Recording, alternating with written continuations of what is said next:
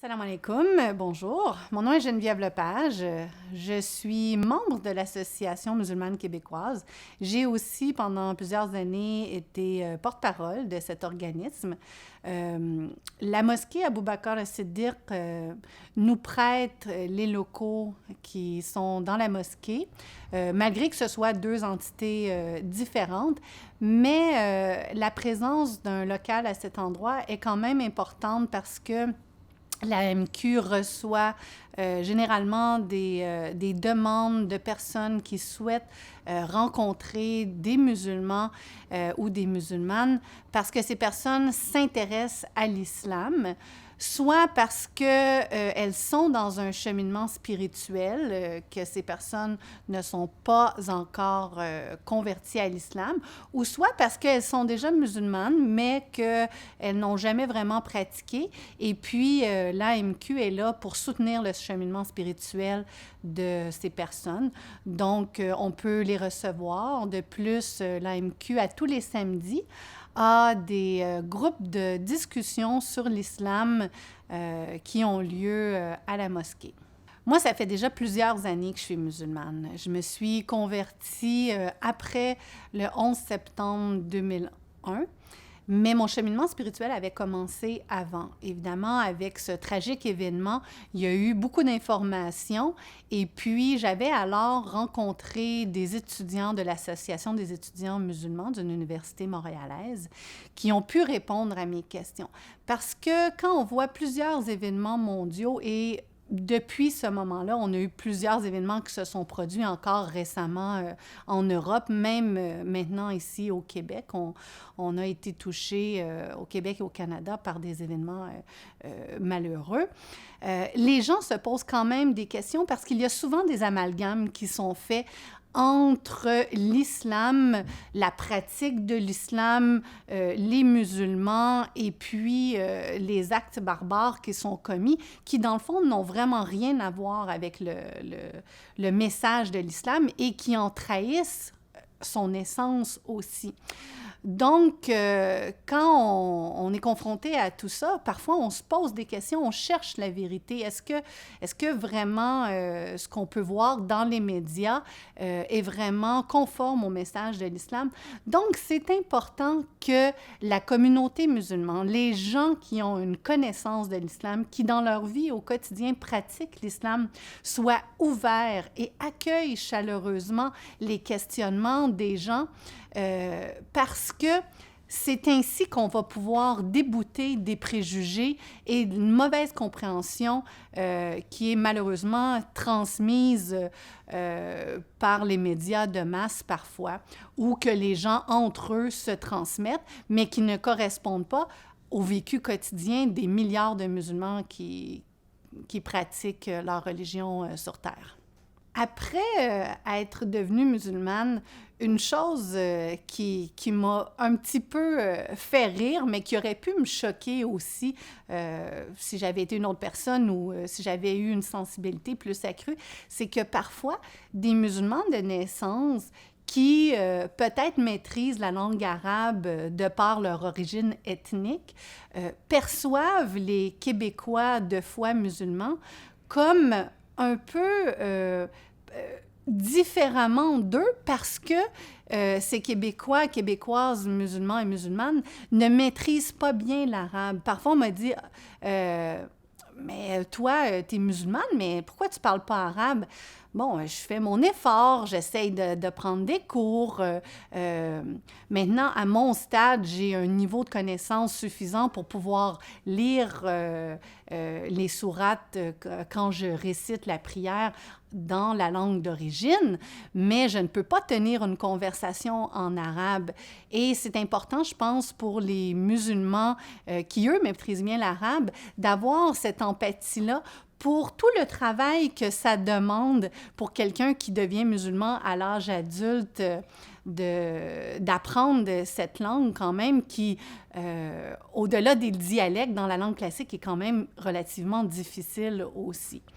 Dans la vaste majorité des contacts que j'ai eus avec des musulmans de naissance, lorsqu'ils apprenaient que moi, j'avais fait le choix de me convertir à l'islam, c'était « Ah oui, masha'Allah », les gens étaient heureux pour moi, et puis ils étaient contents, ils voulaient en savoir plus, comprendre mon cheminement. Donc, pour les gens qui, eux, se convertissent à l'islam, c'est important aussi d'avoir une version courte, peut-être, disons, de son histoire de conversion parce que qu'on aura bien pratiqué, parce que les gens, souvent, sont intéressés à connaître cette histoire-là. Et je donnerais peut-être comme conseil, en plus, aux convertis, de rester ouvert quand même à tous les conseils qui peuvent être donnés par les frères et sœurs de la communauté musulmane parce que souvent c'est avec des bonnes intentions, mais parfois c'est pas avec la bonne pédagogie que ces conseils-là sont donnés et parfois ça peut rebuter quand quelqu'un nous dit « Ah, mais comment ça, tu portes pas encore le voile? » Mais les gens, ils voient beaucoup l'apparence chez une femme, mais c'est rare qu'on se fait demander « Ah, mais est-ce que tu fais tes 5 prières à temps par jour? » Donc, autant chez les musulmans de naissance, quand même d'avoir une douceur, de comprendre que c'est tout un cheminement, ça demande des étapes, ça demande de maîtriser certaines bases pour progresser à un niveau supérieur, de la même façon qu'eux l'ont fait probablement au cours de leur enfance. Pour les convertis aussi, ça demande du discernement dans les conseils qu'on se fait donner et de se rappeler, encore une fois, que même pour nous, c'est un cheminement. Si on n'arrive pas à faire à temps encore ces 5 prières, bien de commencer par en tenir une de façon régulière, en rajouter une deuxième par la suite et éventuellement, on va y arriver. Et puis, bon, des fois, les gens aussi musulmans de naissance, ils vont nous dire « Oh oui, la prière de nuit, c'est super important. » Bon, ben oui, mais si la personne n'arrive même pas à se lever pour Fajr, là, ben ça va être encore plus difficile peut-être pour elle de se lever pour faire la prière de nuit. Donc, il faut penser à laisser la chance aux gens de faire leur propre cheminement. Parce que toutes les personnes sont différentes. Le Coran a été révélé pour toutes les époques, pour tous les temps, pour tous les degrés d'intelligence, pour toutes les cultures, pour toutes les personnes, pour que chacun se l'approprie à leur propre rythme. Donc, il faut pas imposer aux autres notre propre vision ou notre propre rythme. On doit laisser Allah travailler sur la personne qu'il a choisie pour amener dans sa religion et lui faire confiance que cette personne va progresser à son rythme. Elle va faire ses propres réalisations, elle va voir qu'est-ce qui est important, qu'est-ce qui lui apporte du bénéfice, qu'est-ce qui bénéficie aux autres de son entourage, de sa famille, de la société à laquelle il appartient. Et la personne va cheminer aussi au rythme qui lui est propre. Quand on est jeune, c'est sûr qu'on passe toujours par des phases d'idéalisme ou d'utopisme, de rêves qui parfois peuvent être déçus par la réalité. Et surtout quand on est une personne qui vit entre deux cultures, des parents qui ont fait le dur choix d'émigrer pour essayer de donner une vie meilleure à leurs enfants, des enfants qui grandissent entre des valeurs familiales qui parfois, mais pas tout le temps, sont en accord avec la société majoritaire. Et c'est sûr que c'est un travail difficile pour les jeunes de faire leur place, de discerner qu'est-ce qui appartient à la culture, à la religion, qu'est-ce que de cette société d'accueil qui est la leur aussi, parce que pour plusieurs, ils y sont nés. Donc, de se sentir québécois et musulman à la fois, comment on trouve ces réponses?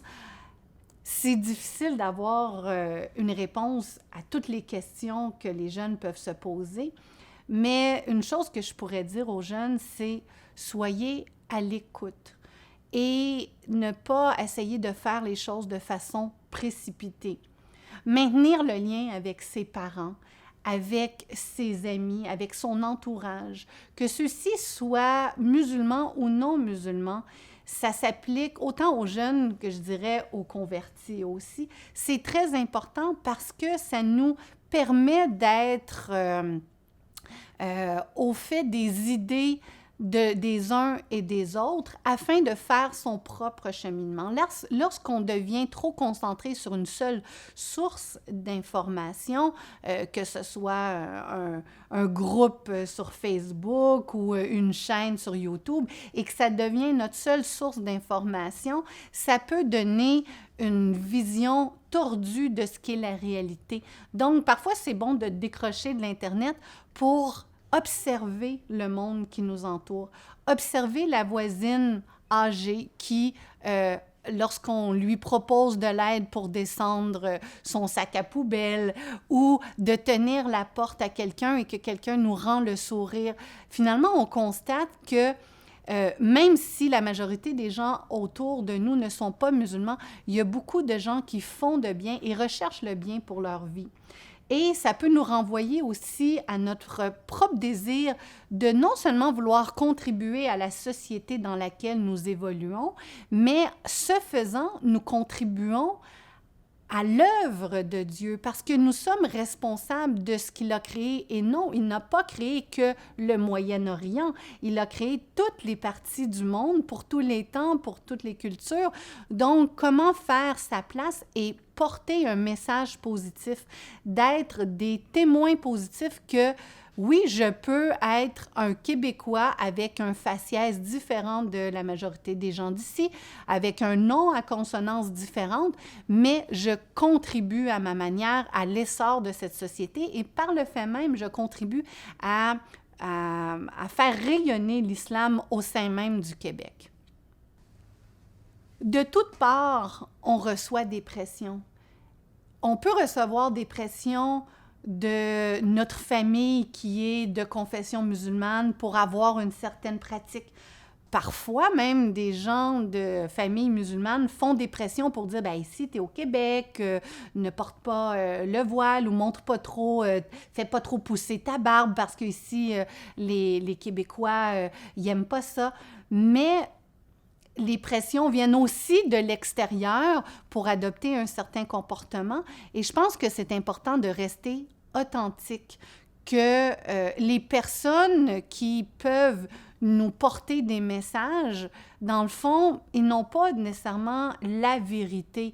La vérité, on la trouve en méditant, en lisant le Coran, en s'informant sur les pratiques des musulmans et en trouvant une façon d'exprimer sa foi musulmane qui ne vient pas nous trahir, parce que si on se trahit dans son identité, on s'ampute aussi de qui est-ce qu'on est. Et je peux vous garantir que c'est pas parce que on s'habille d'une façon ou d'une autre que l'autre personne va être plus ou moins satisfait de nous. Hein? Il y a un dicton qui dit quand on donne la main, des fois on veut le bras. Des fois, les gens veulent de plus en plus de nous. Et puis, après ça, on reste finalement avec plus rien de ce qui nous est propre à nous. Donc, que moi, je porte le foulard comme ça, qu'une autre l'attache d'une autre façon ou qu'une autre personne, elle, ne porte pas le foulard, il faut laisser, je pense, à chacun l'espace de faire sa propre réflexion sur sa pratique et d'arriver à ses propres conclusions en faisant confiance à l'intelligence des gens et du cœur et du fait que c'est Allah qui guide et qui décide du genre de pratique qu'aura une personne. Mon nom est Geneviève Lepage, je suis docteure en psychologie communautaire et puis je suis chercheuse à l'université.